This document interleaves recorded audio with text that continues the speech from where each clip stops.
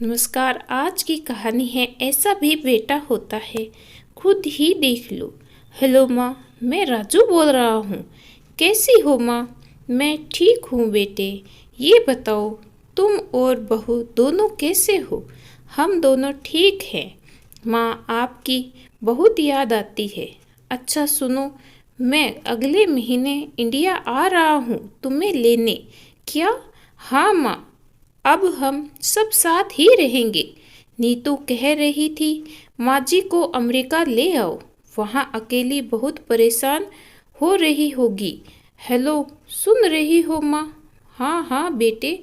बूढ़ी आंखों से खुशी की अश्रुधारा बह निकली। बेटे और बहू का प्यार नस नस में दौड़ने लगा।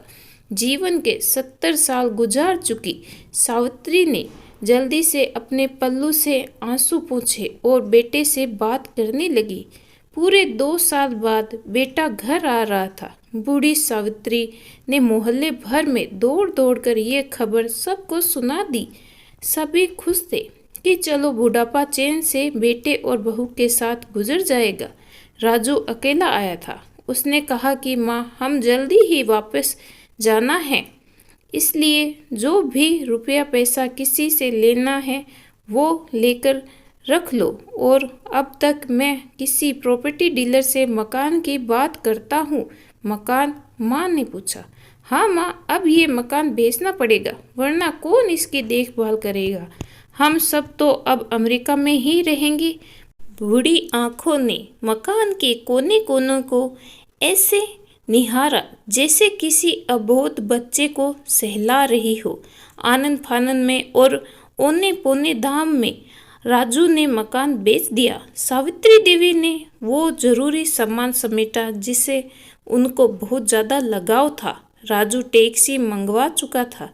एयरपोर्ट पहुंचकर राजू ने कहा, माँ तुम यहाँ बैठो, मैं अंदर जाकर सामान की जांच और बोर्डिंग और वीज़ा का काम निपटा लेता हूँ। ठीक है बेटे। सावित्री देवी वहीं पास की बेंच पर बैठ गई। काफ़ी समय बीत चुका था।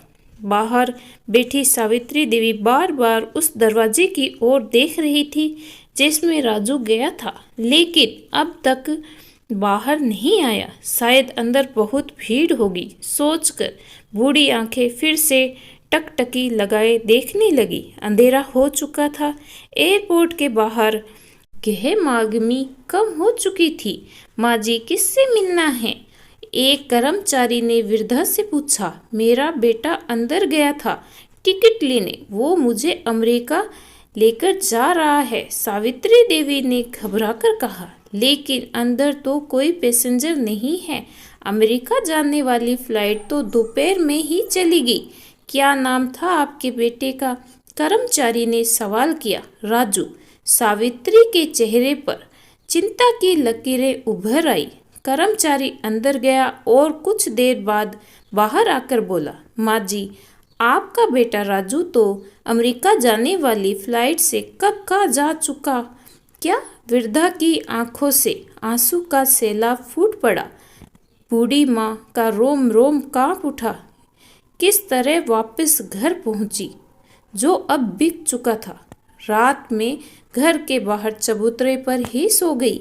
सुबह हुई तो दयालु मकान मालिक ने एक कमरा रहने को दे दिया। पति की पेंशन से घर का किराया और खाने का काम चलने लगा। समय गुजरने लगा। एक दिन मकान मालिक ने वृद्धा से पूछा, माँ जी, क्यों नहीं आप अपने किसी रिश्तेदार के यहाँ चली जाए?